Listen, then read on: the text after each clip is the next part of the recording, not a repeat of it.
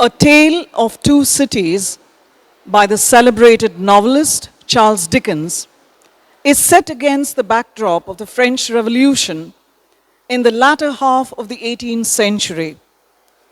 The story takes place in the titular two cities of Paris and London, thus highlighting the effect this momentous revolution had on the people of the two countries. The classic remains well loved even today, owing to its memorable characters and moving plot. We, the second years BA English students, proudly present A Tale of Two Cities. The year is 1767. Our tale begins in a dim cell in an infamous French prison by the name of Bastille. Before the revolution, so terrible was the condition of the common man in France that they were imprisoned forever if they dared to protest or even question the actions of the ruling class. Bastille was the most abhorred of all prisons in France. Our hero, Dr. Alexander Manet, is one such unlucky personality who has been buried alive for a decade just for daring to raise his voice against the oppressors.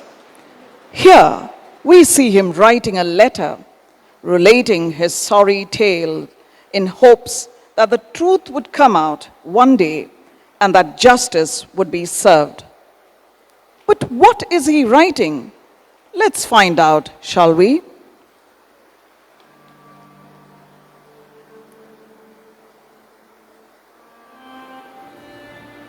One cloudy moonlit night in the third week of December 1757, I was walking on a retired part of the quay by the Seine. Let's travel back in time in the doctor's memory and see what caused him to land in prison. Is that a young Dr. Manet walking along the Seine that we see?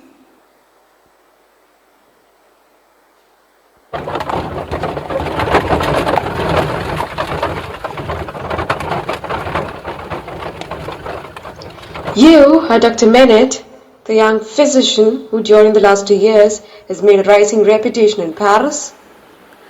Yes, I am.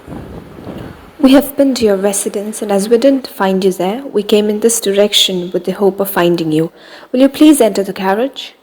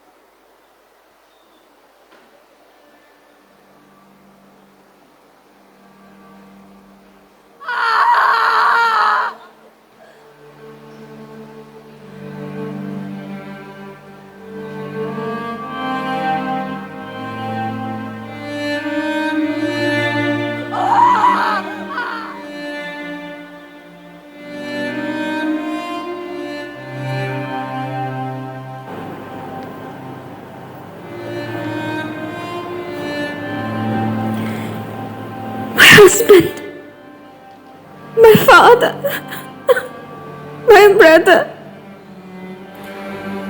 How long has this lasted? Since about this hour last night. She has a husband, a father, and a brother. A brother.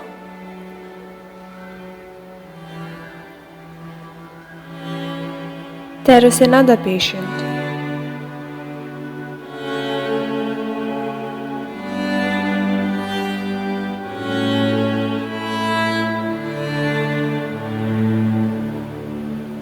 How was this done, monsieur? A crazed young commandant, a serf, forced my brother to draw his sword upon him. She's my sister. She was a good girl. We were robbed and taxed by them. She was betrothed to to a tenant of his and married him, but this man's brother saw her, admired her, and took her away. I took my young sister beyond the reach of this man. Then I tracked him here and last night climbed him. But the sword in his hand and he trusts me. Now, doctor, lift me up. Marquis, I curse you. I curse you. All these things are to be answered for, and I summon you to answer for them.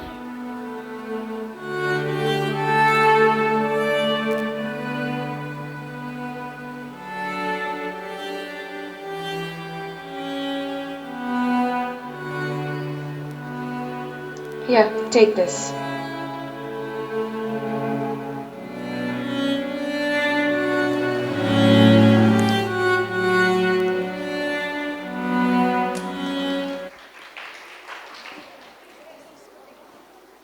Alexander Manet's memory takes us to his house, where he is busy composing a letter relating all what he just saw. Be careful, doctor. The letter may end up in the wrong hands.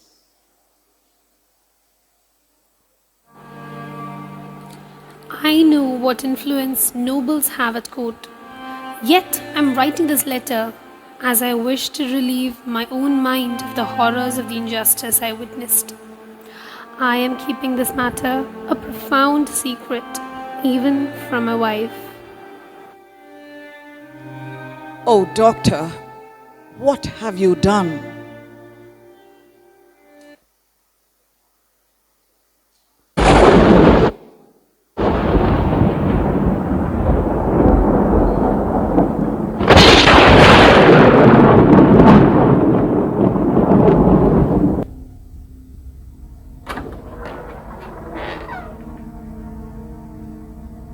You need to come with me, Dr. Manet. Where to? Come with me, please. Alexander!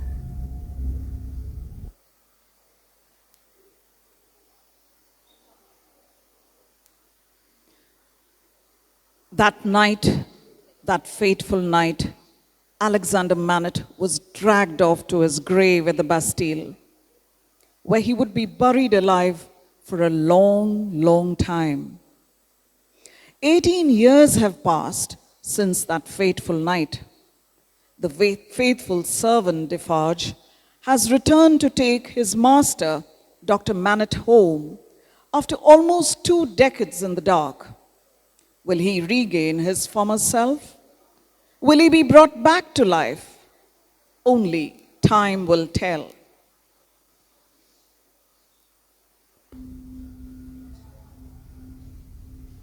You are a free man now, Dr. Manet.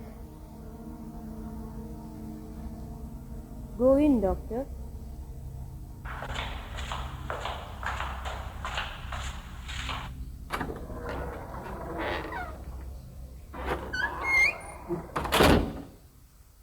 Time passes by as it is wont to do.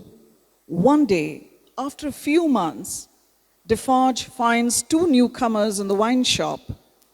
It was Jarvis Lorry, Dr. Manet's old banker and friend, and Lucy Manet, his long-lost daughter. She was here to see her father, who she thought was long dead. They slowly climbed the stairs to a room upstairs. Is he alone? God help him. Yes. Who should be with him? Of his own desire? He was alone these 18 years. It is necessary for him to remain as he was when I first saw him on his release. Has he greatly changed? Changed? There cannot be a more pathetic sight. The door is locked? Why? Do you think it's necessary to keep the unfortunate gentleman locked up after all these years? Yes, it is. He has got used to the darkness and deep silence. He would be frightened and tear himself to pieces if I leave the door open. Long live the devil. Courage, miss. Business. The worst will be over in a moment. Courage. Then you can nurture him back to life and happiness. Come now. They finally reached the room where Dr. Manette was locked up. Dr. Manette had taught himself shoemaking during his time in the prison, and he was making shoes when they entered.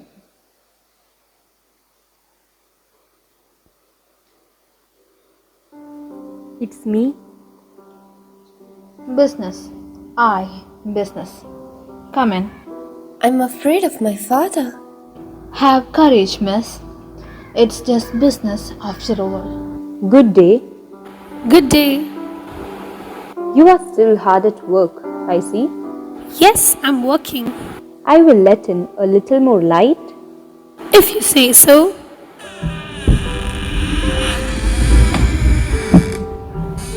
You have a visitor. You see? What did you say? Here's a visitor. Can you tell him your name? My name? 105 North Tower. Monsieur Manette, do you remember nothing of me? Do you remember nothing of this man? Yes, for a moment. For a single moment. The face I once knew so well.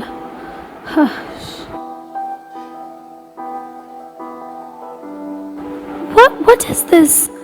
You're not the jailer's daughter? No, Who are you? How can it be? She had hugged me the night I was arrested. I took these two long golden hairs to help me escape in my spirit. Was it you? But it can't be. You're too young to be her. You're not her. What is your name, my gentle angel? oh sir, I call you my father. Pray, touch me and bless me. Oh my dear, kiss me. Weep for everything you remember, for everything that you lost forever. Weep for mother. Oh dearest of all, your agony is over. I'm here to take you to England, to be at peace at last. The love of my poor mother hid your torture from me. Weep for me. Thank God. After some time, poor Dr. Manette falls asleep with Lucy by his side. Soon, Lucy requests Lorien Defarge to leave him with her and make preparations to leave Paris at once. As night falls, they return and take the prisoner down the narrow stairway, through the courtyard, and into the coach headed to England. And so, Dr. Alexander Manette was recalled to life. England, the late 18th century. During the late 18th century, the condition of the London inhabitants, though not as tragic as their neighbors across the Channel, was still chaotic.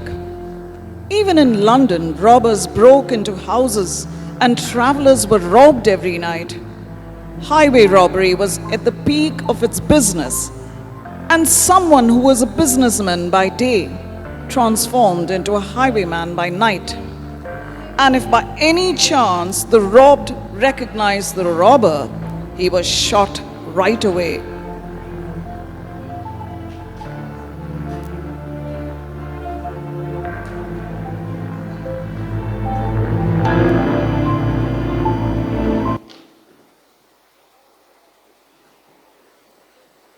It seems 5 years have passed. Dr. Manette is now resting at the Manette household in Soho. He is slowly regaining his mental and physical health with the magical touch of Lucy's love. As time passed, the father and daughter grew together in more love and bonding. Dr. Manette was back to his sound self after a long 18 years. He was indeed recalled to life, and it was Lucy's love that did the calling.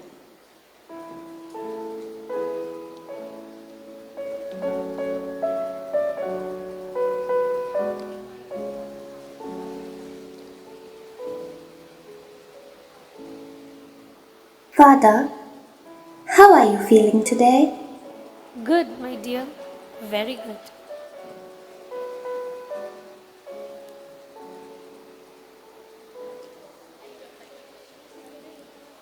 A trial is happening in the Old Bailey. Many people have gathered here to witness the trial of the accused traitor called Charles Darnay. Despite the heavy cost of admission, people prefer to see this trial than go to a theater. The reason for this strange taste was that they wanted to see him being killed, and it was not meant to be a simple death. The traitor would be hanged for a while, then taken down, cut open, disemboweled, and then his organs would be thrown into the fire. Then his head would be cut off, and his body, or what left of it, would be cut into 4 pieces. Darnay was charged with helping King Louis of France with the information about the English army.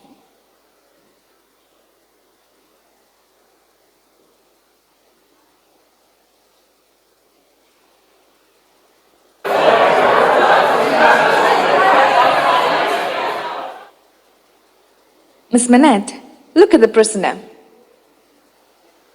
Miss Manette, have you seen this man before? Yes, sir. Where? On board the packet ship just now referred to, sir. And on the same occasion, sir.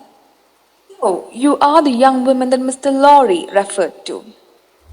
Yes, sir. Most unhappily I am.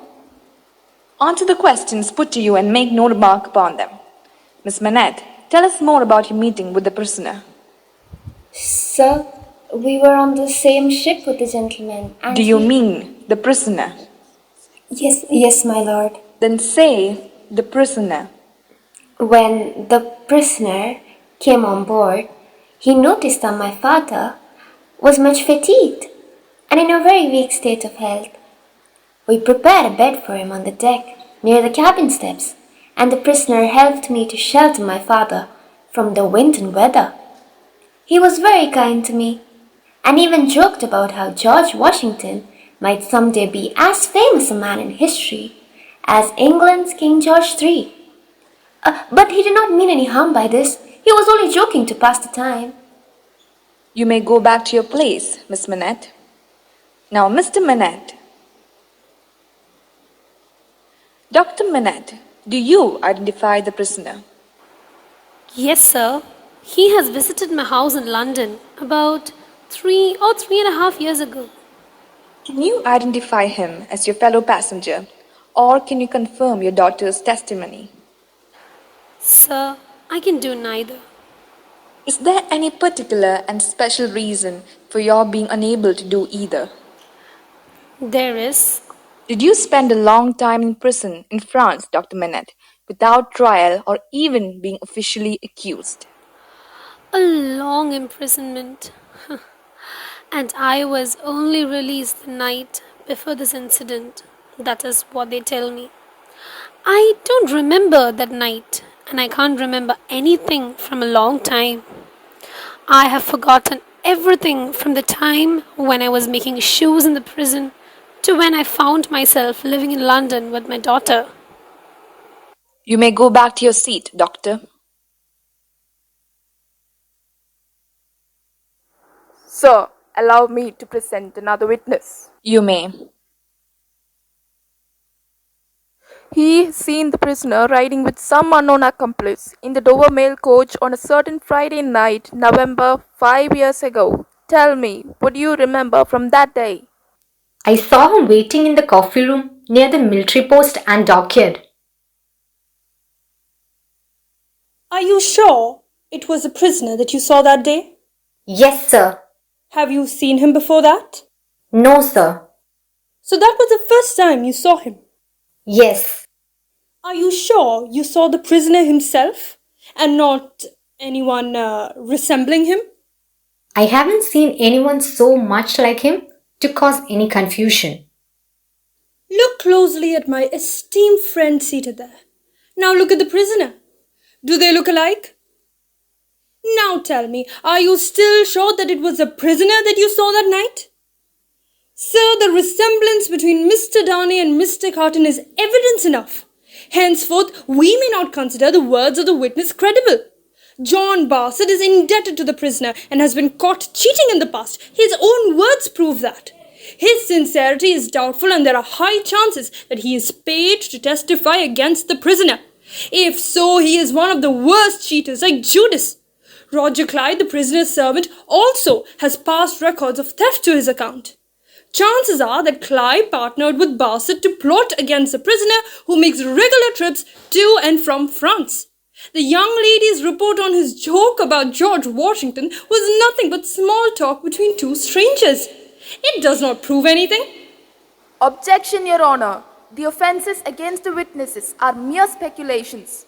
Both witnesses are honourable men of noble births, and their words made me honour them even more. Let the jury meet to give their final verdict. Mr. Charles Darnay is acquitted.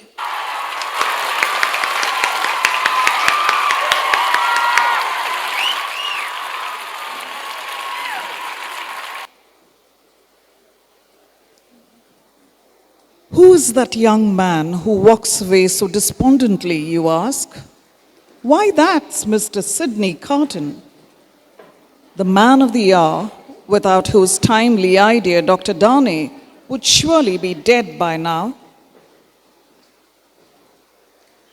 Where was Mr. Carton off to? There he is now, at the defendant Stryver's house. Let's have a look in there now. When did the similarity between you and Darnay strike you? I thought he was a handsome fellow, and I should have been him if I had any luck. You and your luck, Sidney. I was always in bad luck. You were always somewhere, and I was always nowhere. Let's talk about something else. Well then, what about the pretty witness? Is that a pleasant topic? Which pretty witness? The doctor's daughter, Miss Manette. Is she pretty? Is she not? No. Why, she held the admiration of the whole court. She was a golden-haired doll. How do you explain your quick noticing of her fainting? Quick to notice? She was near me, and I deny the beauty. Now, I will have no more to drink. I will get to bed. Why did the mention of Miss Manette make Sidney gloomy? Did he love her? Did he deny that she was beautiful because he had no hope of winning her love? Anyway, let's put aside our doubts and pity Carton, who has had no good luck in his life, and watch him sadly wash out all kinds of hope for a happy life and retire to his tear-soaked pillow. After the success of the trial, Carton, Darnay, and Mr. Lorry became good friends with Lucy and Mr. Manette. They had occasional meetings at the Soho House. On one such rainy evening,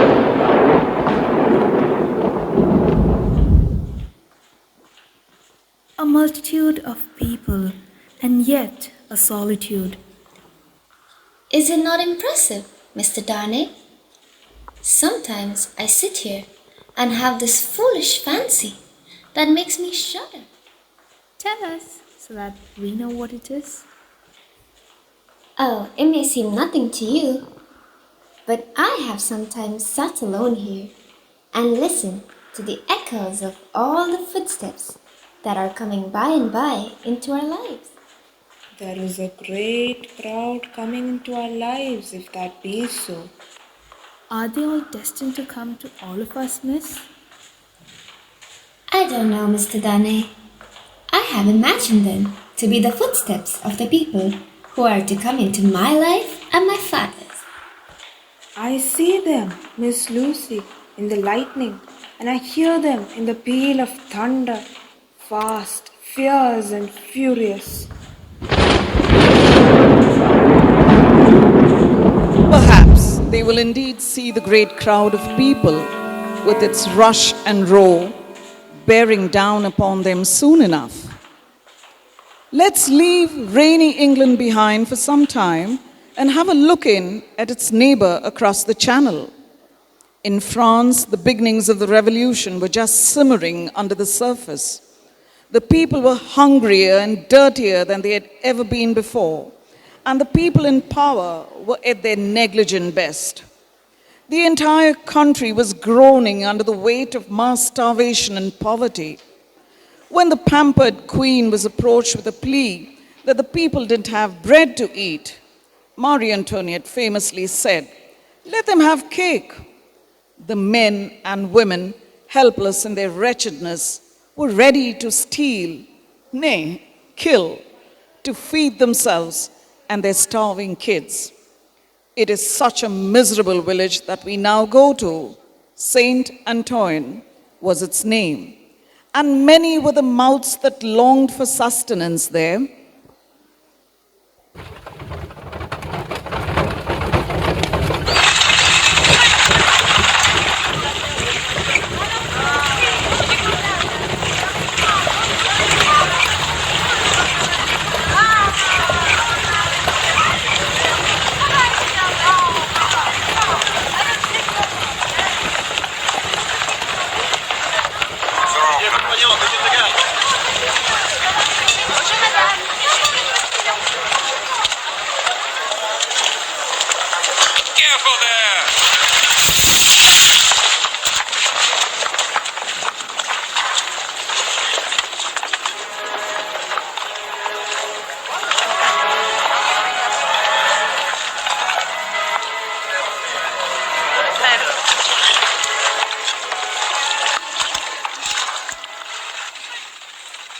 My guest hat. What do you do there?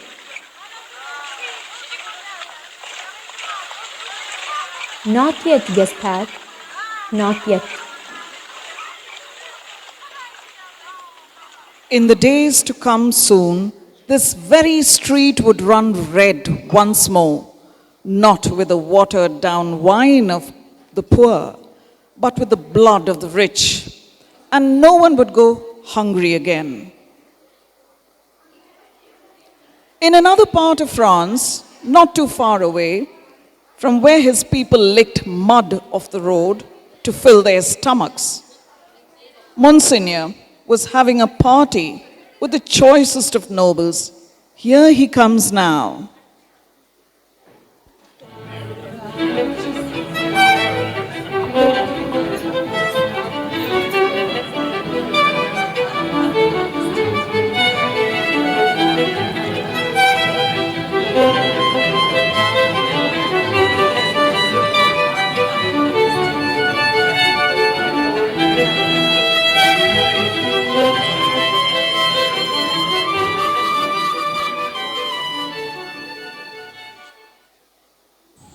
Eat, drink, and be merry, for the earth and its fullness thereof are ours for the taking. Bonjour, bonjour, bonjour. Of course, of course, of course. Enchanted to meet you, madam, enchanted. Monseigneur, a bird. May I present to you?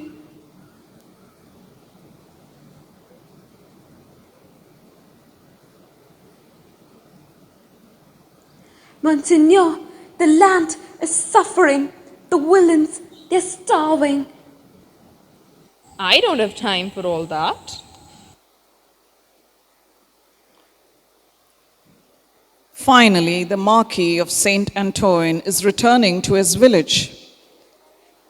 On the way back, his carriage hits a poor peasant's child, and the father of the child comes weeping to him.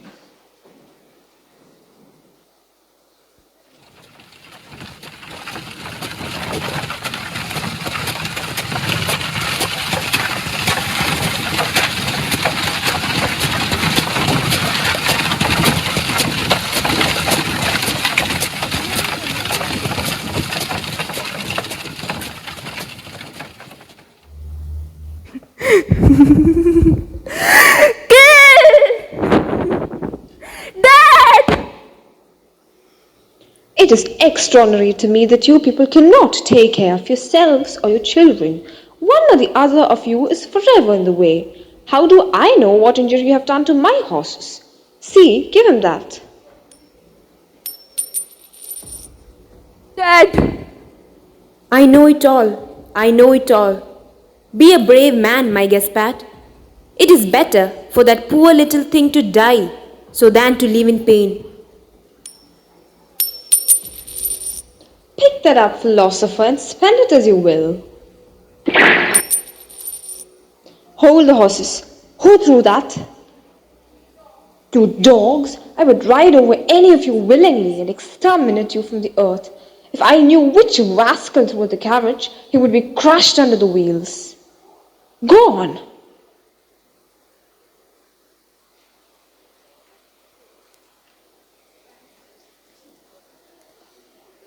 Is that our Charles Darnay we see having dinner with the Marquis, no less?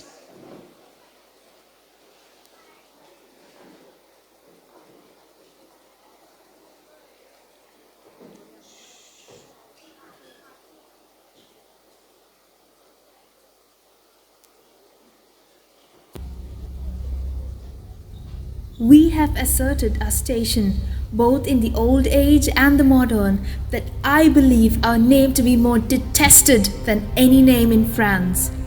Let us hope so. Detestation of the high is the involuntary homage of the low. There is not a face I can look at in all this country without seeing the difference of fear and slavery. Ah, that is a compliment to the grandeur of this family. Repression is the only lasting philosophy by which we may keep the dogs obedient to our whip. Sir, we have done grave wrong. You've left me bound to a system that is horrific to me. I am powerless in it. I renounce it, all of it.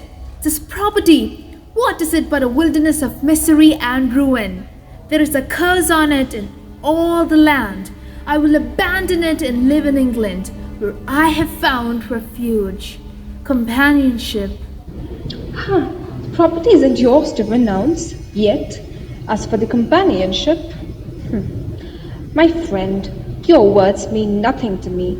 I will die as I have lived, perpetuating the system under which I have lived. This is your destiny as well, Monsieur Charles. It is better to be rational and accept your destiny. But you are fatigued, dear nephew. Go to bed. Good night. Light Monsieur, my nephew, to his chamber there. Light him to bed, indeed, and burn him there, if you will.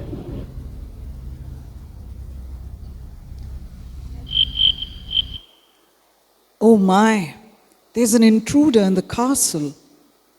Why, it's Gaspard, the father of the child who was killed today.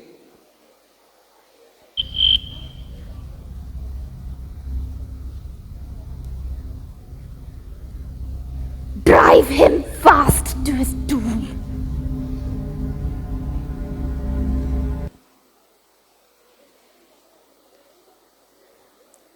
Here we are again in cold London at the beautiful Soho House. What's all that hustle and bustle going on here? Oh yes, it's the day that Lucy Manet is getting wedded to the dashing Charles Darnay. Yes, in the time that has passed, Darnay has managed to put France and its problems behind and has fallen in love with the beautiful Lucy. What a joyous occasion! Nothing could be farther than from the grim reality across the sea. But none of that today. Look at the doctor. The poor man is beside himself with emotion. Oh, what a beautiful day indeed.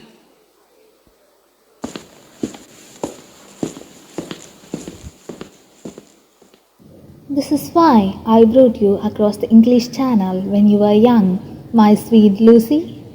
Lord bless me, how little I thought about what I was doing. If only I had known the obligations I was conferring onto Charles. You didn't mean for them to get married, and therefore, how could he have known that this would happen? That's nonsense.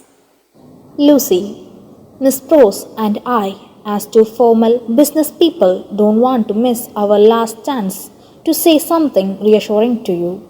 You are leaving your father in hands as honest and loving as your own. He will be taken care of in every possible way. And after 2 weeks, when he comes to join you and your husband on your honeymoon to Wales, you will see that we kept him in the happiest and healthiest condition. Now I hear your husband coming to the door. Let me kiss you and give you an old-fashioned bachelor's blessing before your husband comes to take you for his own.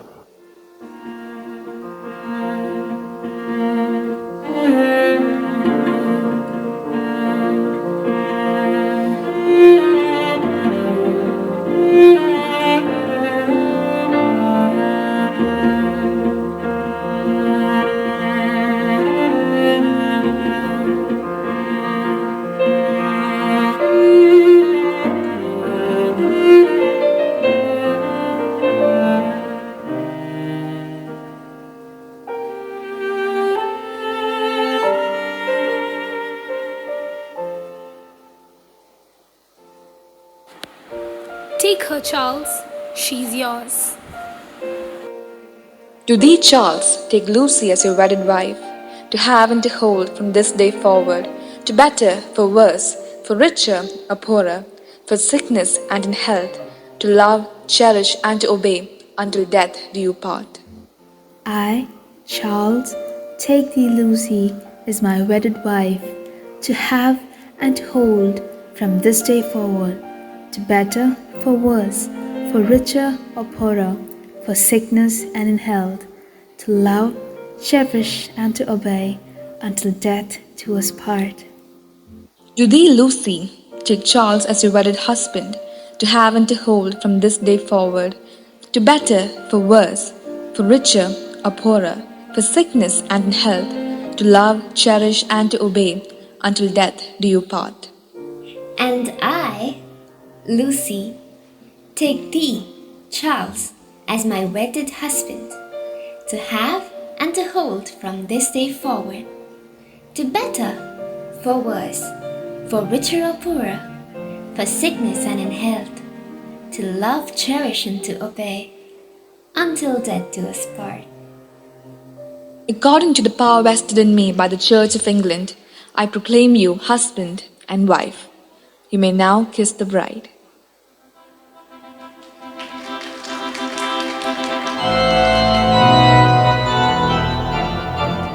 When they reach back inside, in the welcome shade of the hall of the doctor's house, Mr. Lorry notices that something has changed about the doctor. He looks sick. Is it the parting from his beloved daughter that has such an effect on him?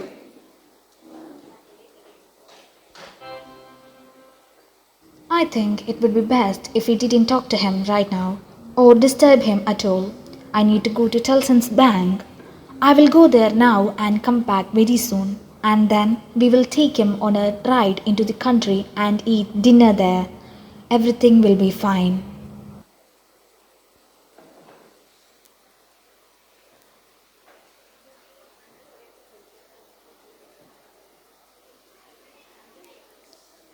Back to the dreary Saint Antoine we go.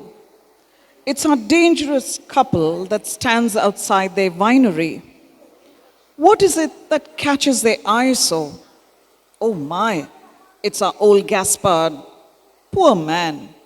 But at least he died avenging the murder of his beloved child, which is more than we can say about most of our Saint Antoine inhabitants.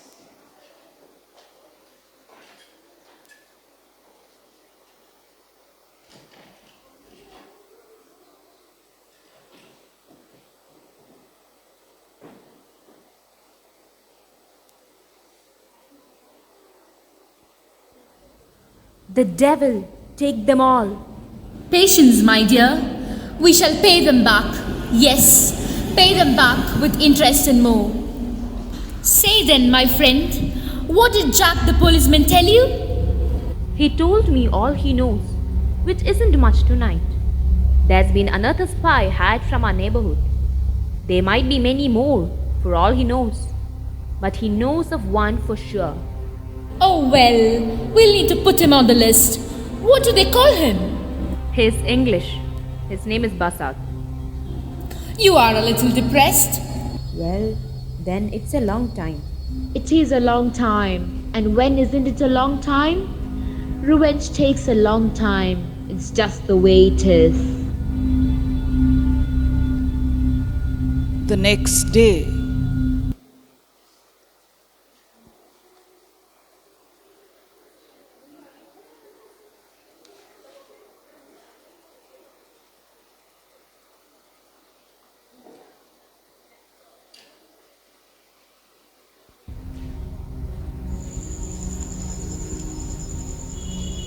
Good day, madam. Good day, monsieur. Would you be kind enough to give me a little glass of aged cognac and a drink of cool, fresh water, madam?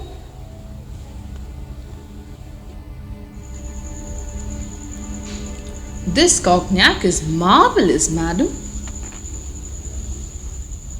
Gaspard's execution is a shame, don't you think? Ah, poor Gaspard. He has paid the price for his crime.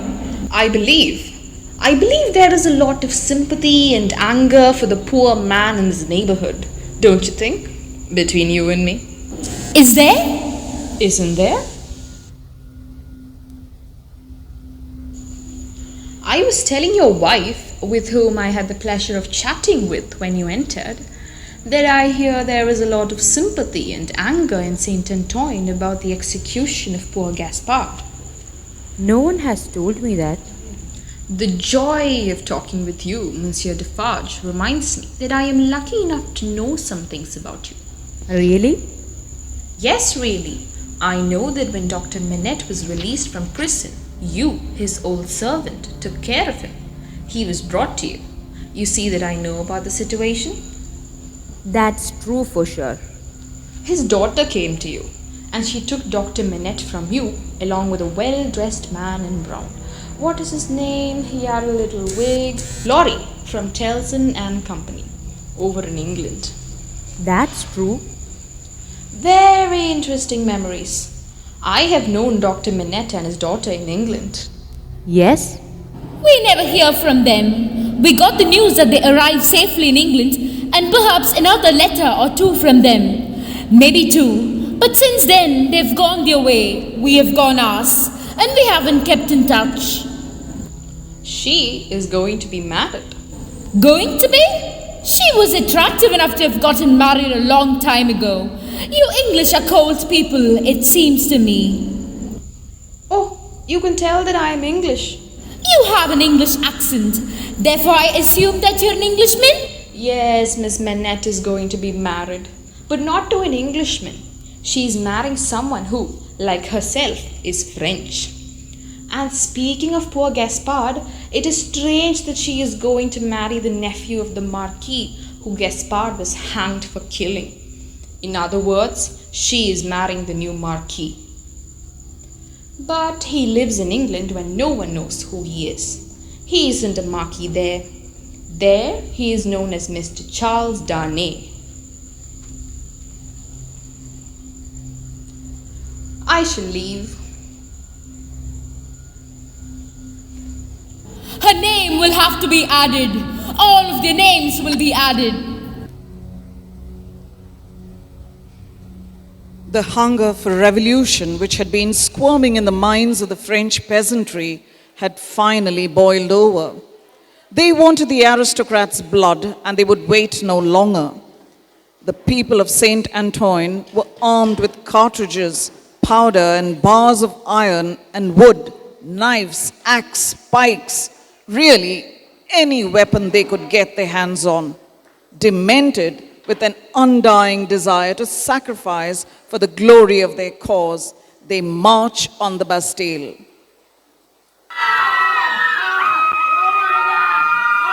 Keep near to me, Jacques 3 and Jacques 1 and 2. Separate and put yourself at the head of as many of these patriots as you can. Where is my wife? Here I am. Where do you intend to go? I'll go with you now, leading the women. Patriots and friends, are you ready? The Bastille is falling.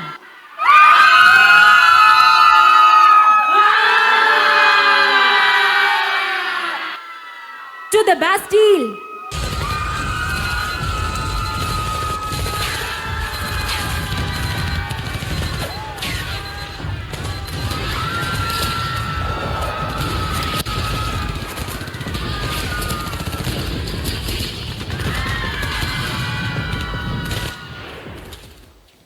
"105 North Tower. Take me. Quick. But there is no one there. I swear. Take me." Yes, I'll show you. 105 North Tower. 18 years? 18 years in this rotten room? Pass that torch slowly along these walls, that I may see them. Stop! Look here, Jacques. AM. Alexander Manet. And here he wrote, "A poor physician." Hold the light higher. Look among those fragments with care, Jacques. And see, here's my knife. Rip open that bed and search the straw. Hold the light higher, you. Nothing in the wood and nothing in the straw, Jacques. Nothing.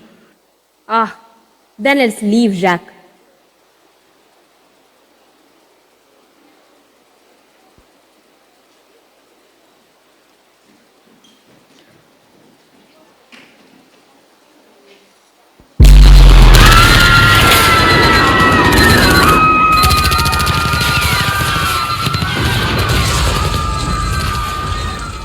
See, there's my husband. See, Defarge. Look at him, dear. The governor of the prison dressed in fancy clothes. All for what?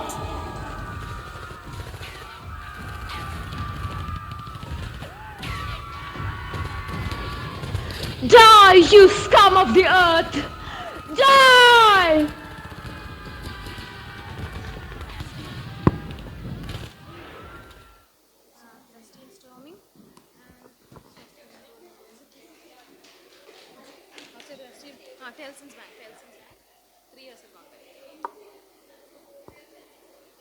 Three years had gone by since the revolt in Bastille.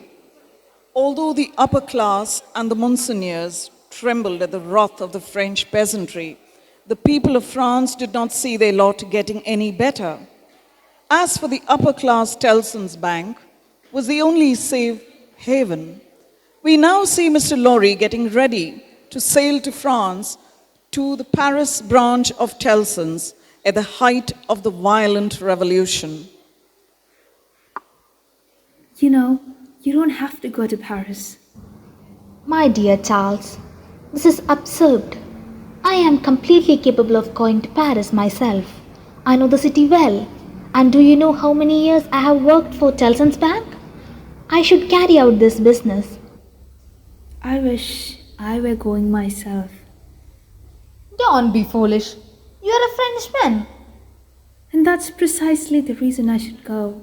I feel like I've abandoned my countrymen, and perhaps I can persuade them to kill the rebellion. Haven't you thought about Lucy? Yes, and that is why I've decided not to go. Do you know what is happening to our business in Paris, Charles? Our books and papers, they are in peril. Paris may be swallowed in fire any moment now, along with our business records. Now, only I can go there and return safely with a careful selection of important documents. I may appear old, but age is just a number, you know. Are you traveling alone, sir? No, I am taking Jerry with me. We are leaving tonight.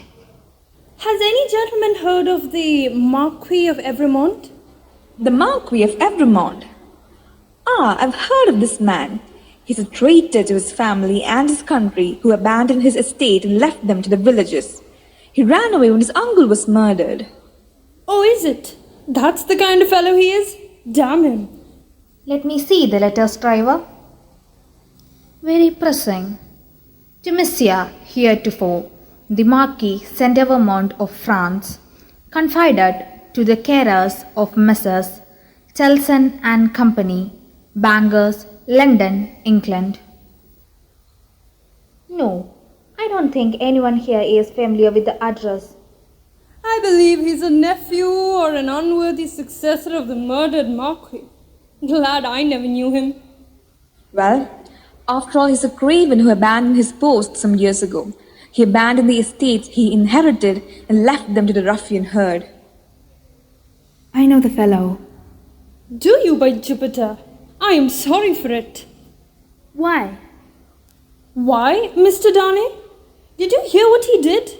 Don't ask why in these times. But I do ask why. Then I tell you again, Mr. Darnay, I am sorry for it. Here is a coward who abandoned his property to the wildest scum of the earth, and you ask me why I am sorry that you know him? Well, but I'll answer you. I am sorry because I believe there is contamination in such a scoundrel. That's why. Maybe you don't understand the gentleman. If this fellow is a gentleman, I don't understand him. Why did he run away from France, leaving behind his worldly goods and position, if he was not an honourless craven? I just think that he showed them a clean slate to sneak away like a thief. Will you take charge of the letter and deliver it? I will.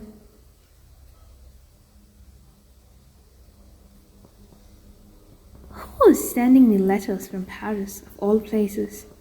Why, it's Monsieur Gobel, a trusted tax collector. My God, he's been imprisoned by the revolutionaries. Monsieur heretofore the Marquis, after having long been in danger of my life at the hands of the village, I have been seized with great violence and indignity and brought on a long journey on foot to Paris. On foot to Paris? On the road I have suffered a great deal, nor is that all. My house has been destroyed, razed to the ground. The crime for which I am imprisoned shall lose my life? Treason against the majesty of the people.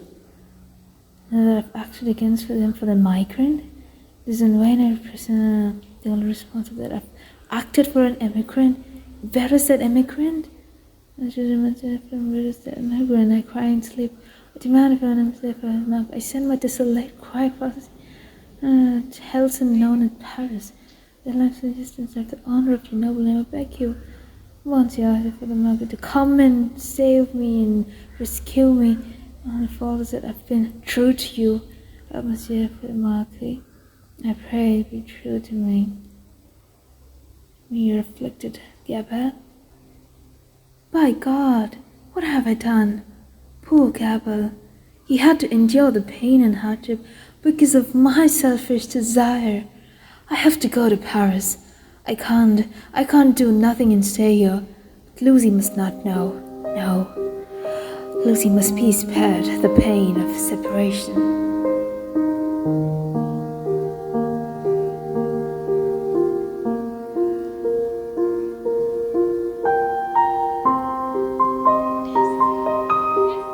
Farewell, my beautiful family. It took a traveller a long time to go from England to Paris in the fall of 1792.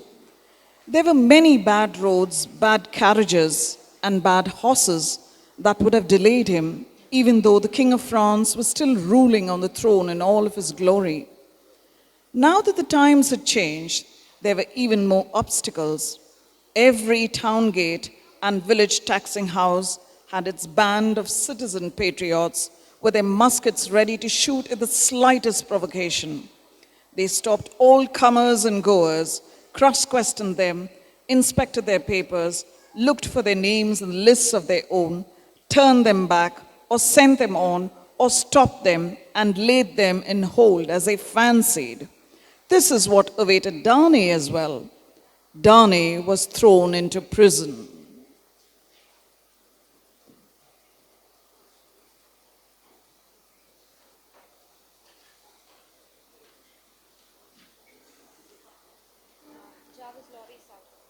Jarvis Lorry sat by a newly lit wood fire. Soon afterwards, the bell at the great gate sounded.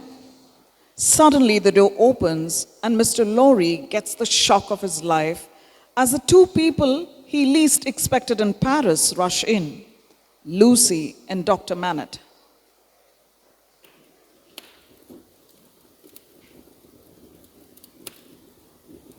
What is this?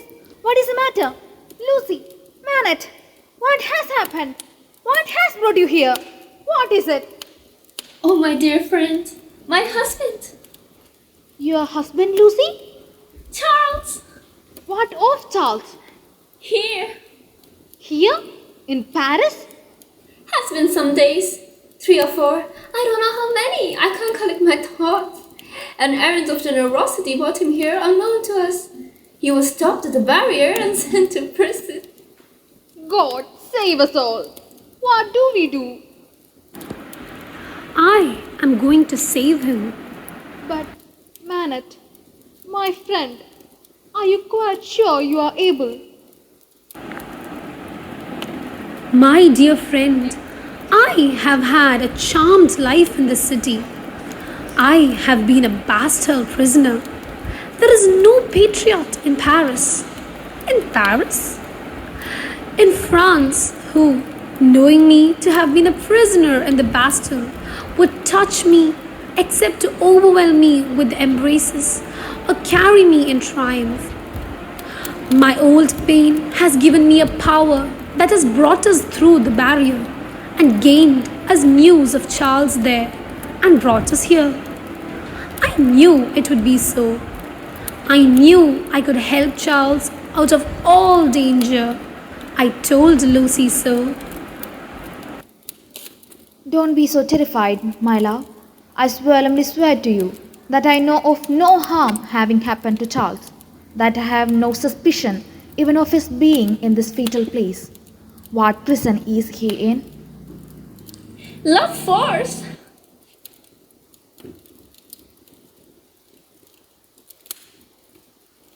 One of the first considerations which arose in the business mind of Mr. Lorry when business hours came round was this, that he had no right to imperil Tellson's by sheltering the wife of an emigrant prisoner under the bank roof. Lorry ushers Lucy, her daughter, and Miss Pross to a nearby lodging. He leaves Jerry Cruncher to guard them. I have a message from Dr. Manette. Charles is safe, but I cannot safely leave this place yet. I have obtained the favor that the bearer has a short note from Charles to his wife. Let the bearer see his wife. Ah, yes. I will take you to her.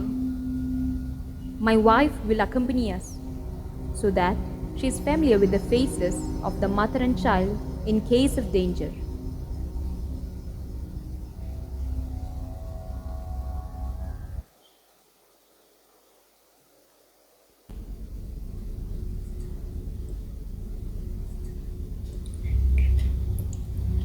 Dearest, take courage.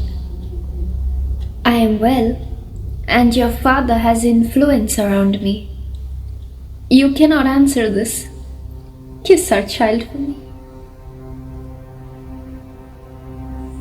Thank you. Well, I'm sure, bald-faced. I hope you're pretty well. Is that his child? Yes, madam. This is our poor prisoner's darling daughter and only child. It is enough, my husband.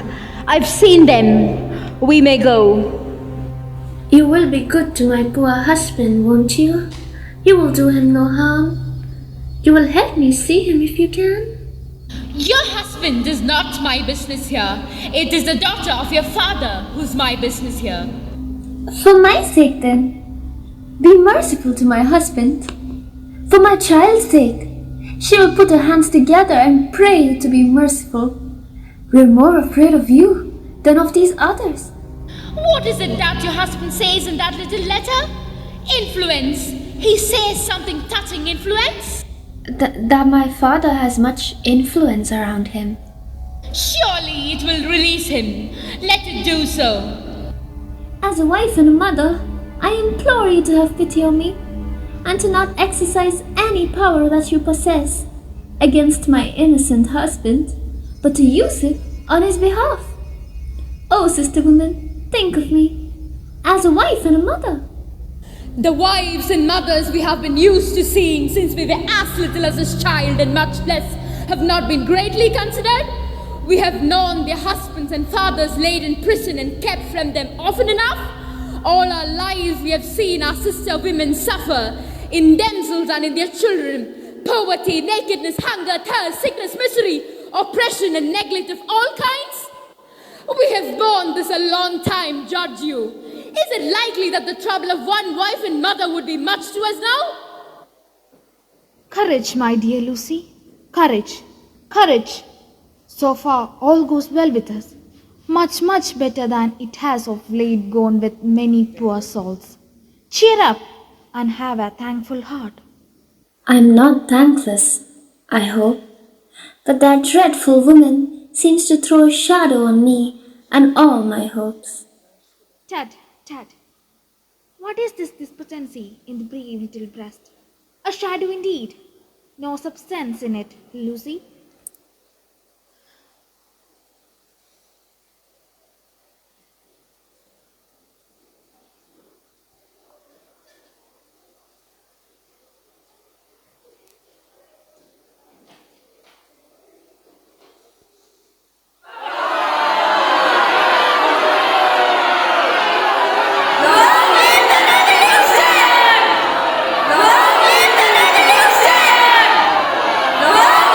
It was mid-July 1789.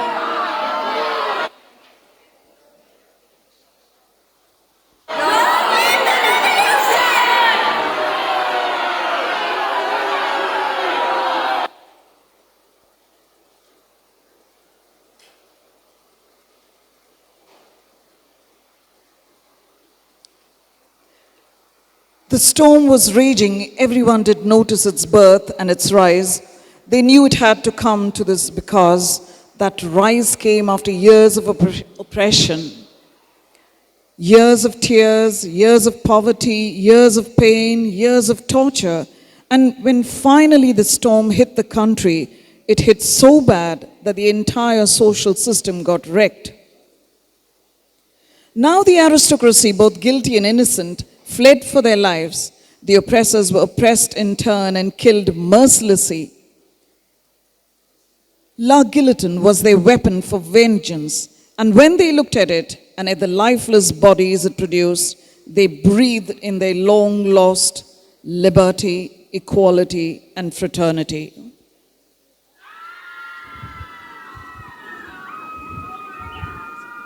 Bonjour, citizens.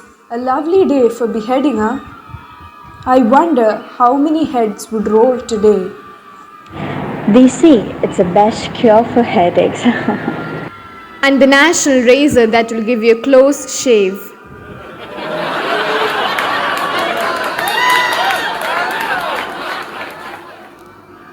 What has the world come to?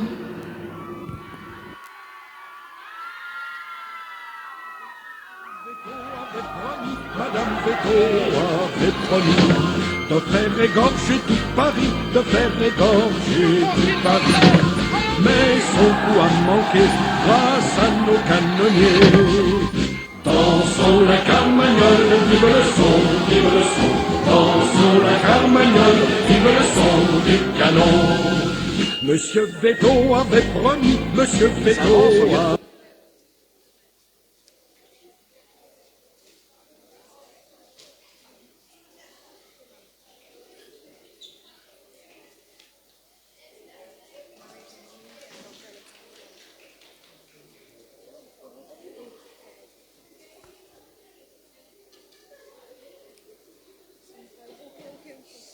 The court in Paris.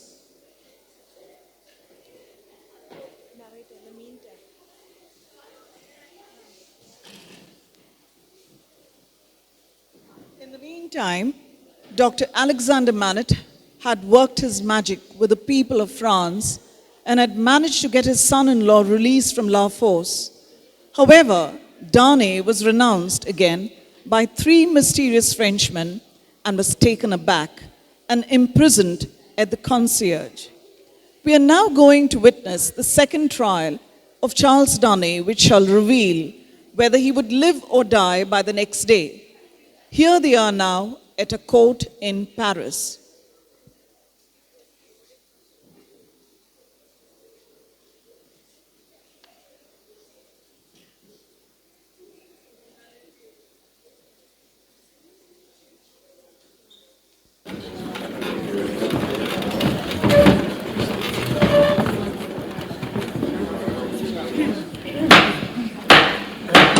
Silence! Silence in the court!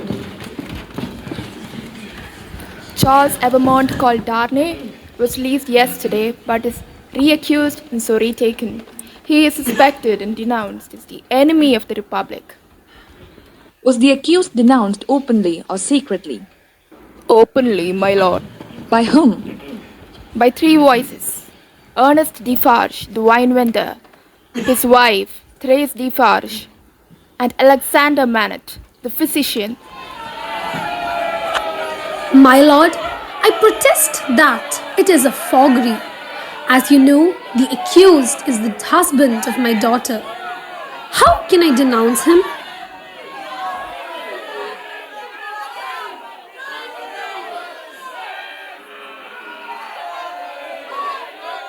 Citizen Manette, as to what is dearer to you than life, nothing can be so dear to a citizen as to the Republic. Now listen to what is to follow and be silent. You did good service at the taking of the Bastille. I believe so. Now, inform the tribunal what you did inside the Bastille.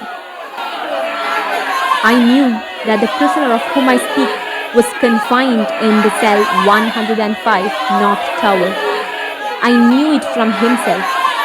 So that day, when I entered the Bastille, along with a fellow citizen, I examined his cell and found this from a hole in the chimney. I have examined some specimens of doctor's writing, and this was the letter he wrote. Let it be read. I, Alexander Manet, unfortunate physician, native of Beauvais, and afterwards resident in Paris, write this melancholy paper in my doleful cell in the Bastille. During the last month of the year 1767, one cloudy moonlit night, in the 3rd week of December, in the year 1757, I was walking on a retired part of the quay by the Seine when a carriage came along, driven very fast. From the time we had alighted, I had heard cries proceeding from an upper chamber. She was a woman of great beauty, young, not past 20, hair torn and ragged, arms bound to her sides. She was in danger of suffocating. I relieved her breathing. Her eyes were dilated and wild. My husband, my father, my brother. There is another patient.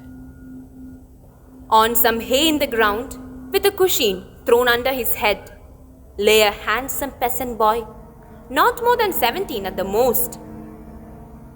He was dying of a wound from a sharp point.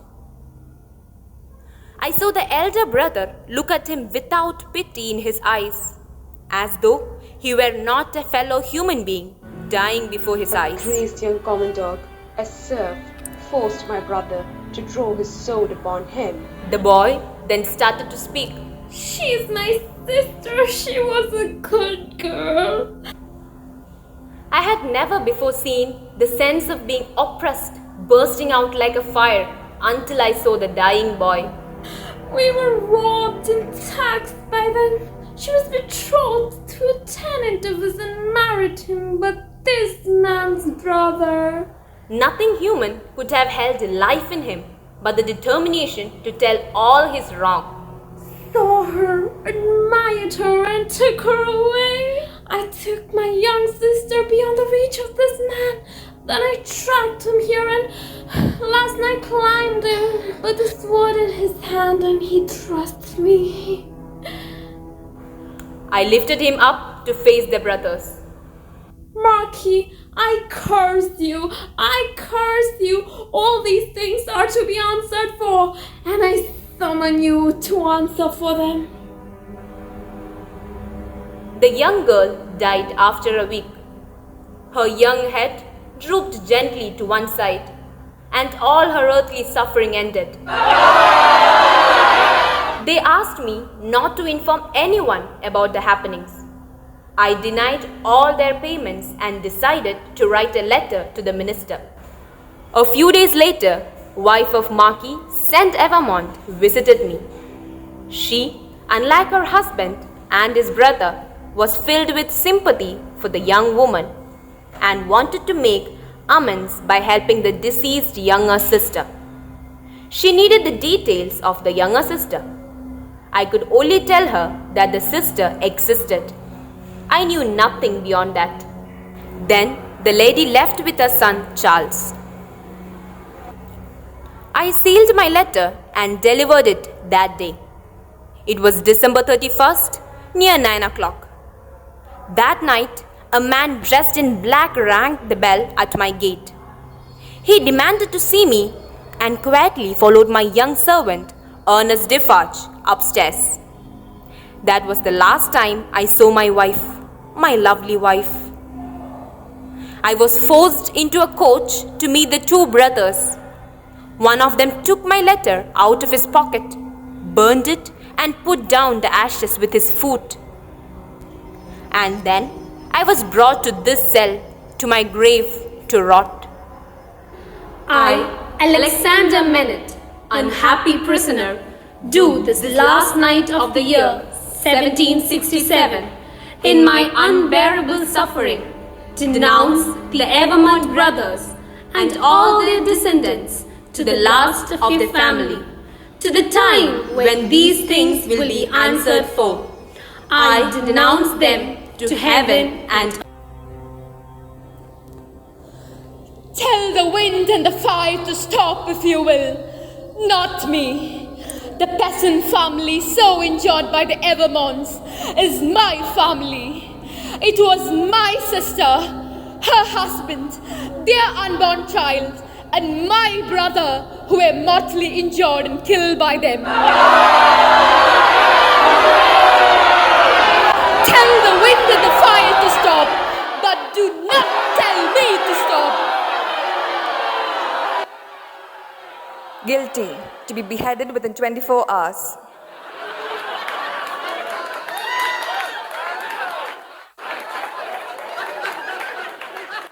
Pharaoh, darling of my soul, I can't bear it. I'm sure my heart will break.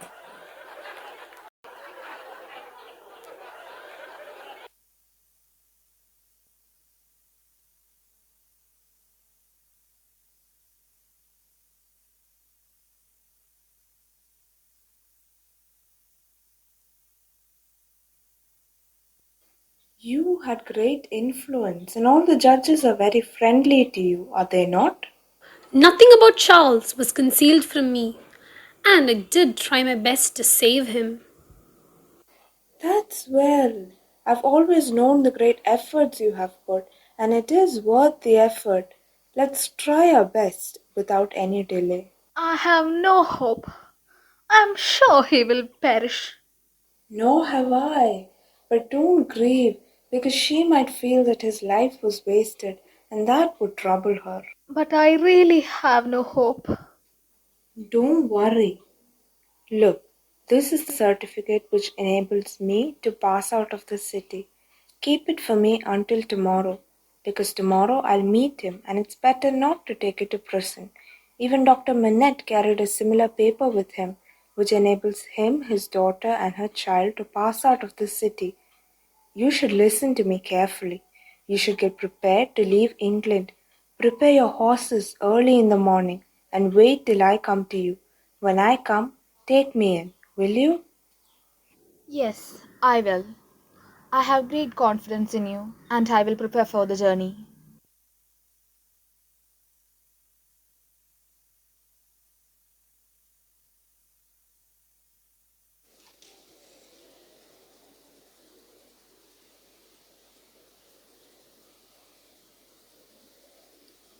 What's Carton up to? Why is he talking to the spy buzzard of all people?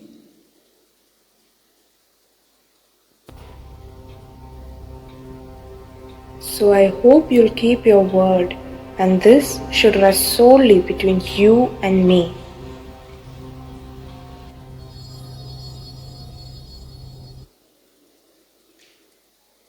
Let's follow Carton as he wanders the street of Paris.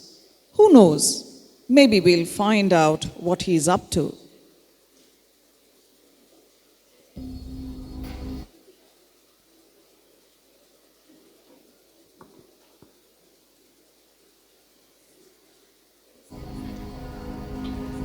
I am the resurrection and the life, saith the Lord. He that believeth in me, though he were dead, yet shall he live. And whosoever liveth and believeth in me shall not die.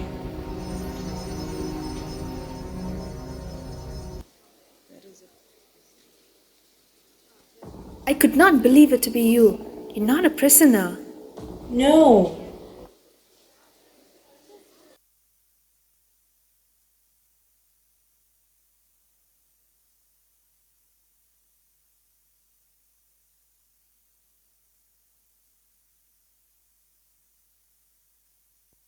I could not believe it to be you. You're not a prisoner. No. I come from her, your dear wife. I bring you a request from her. You have no time to argue, but will have to comply with it. Now, quickly, take off your boots and wear mine. Carton, this will not work. There's no way of escaping from here, and you'll have to die with me. Now, there is a pen and paper here, so quickly write what I dictate. If you remember the words that passed between us long ago, you'll readily comprehend this as you see it. You do remember them, I know. Come here. Now, do as I tell you. Take him yourself to the carriage and show him to Laurie, and ask him to remember my words of last night. Quickly.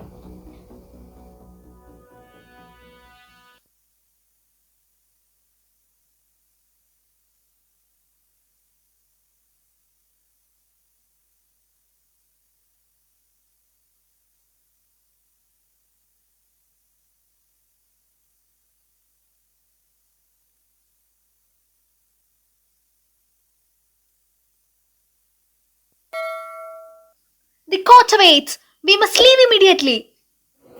I do believe the coach will be overloaded, Mr. Lorry. You look, get on. Mr. Cruncher and I will follow in another carriage soon enough. Go on. There is hardly any time to waste.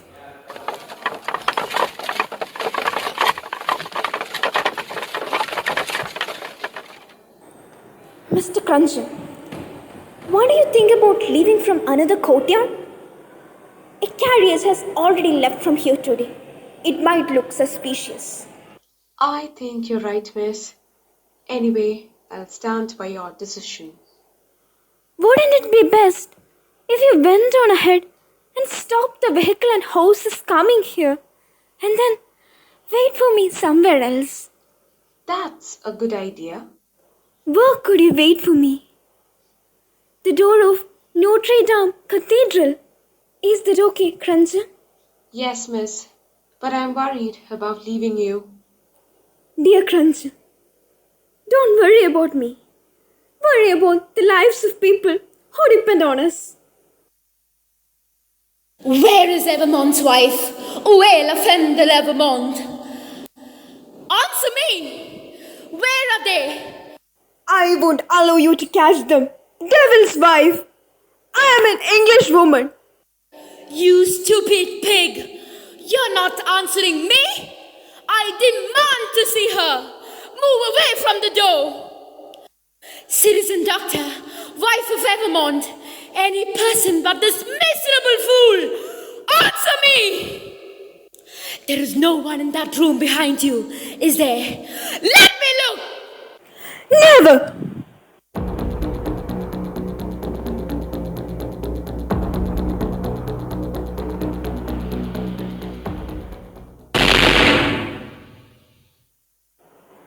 Go!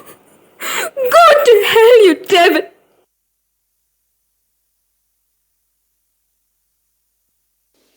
We are now at the blood-stained street of Saint Honor, where the people flock daily to watch the heads roll as though to watch a show. There is a mood of general excitement and anticipation, with the women being the most avid patrons of this morbid show.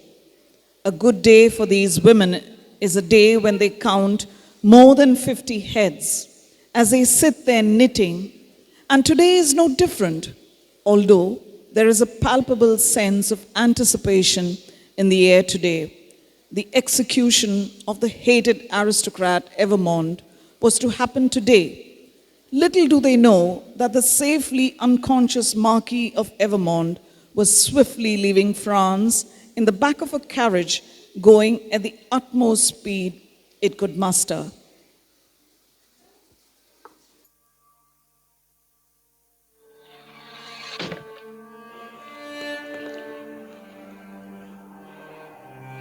Did anyone see Mrs. Defarge? She has never missed an execution before. What bad luck. Here are the troubles and Evermond will be killed in just a moment. And she is not here. If not for you, dear stranger, I wouldn't be so calm. I think you were sent to me by the heavens. Or you to me. Keep looking at me, dear child, and don't worry about anything else. I don't worry about anything while I hold your hand. I won't worry about anything when I let it go either. If they'll kill me quickly. They will be quick. Don't be afraid. You are so comforting to me. Should I kiss you now? Is it time? Yes.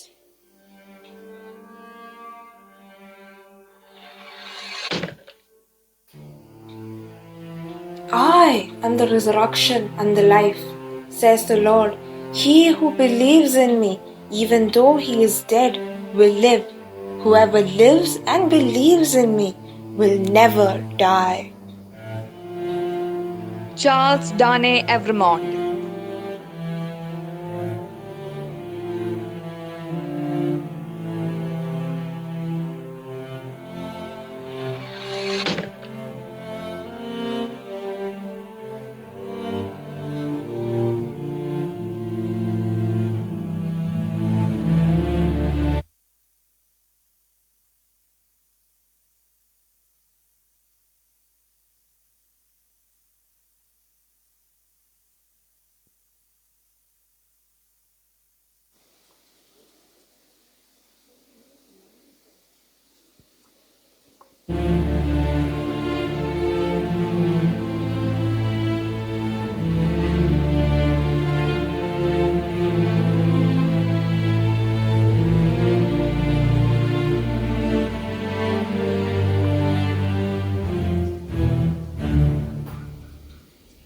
I see a beautiful city and a brilliant people rising out of this abyss of evil.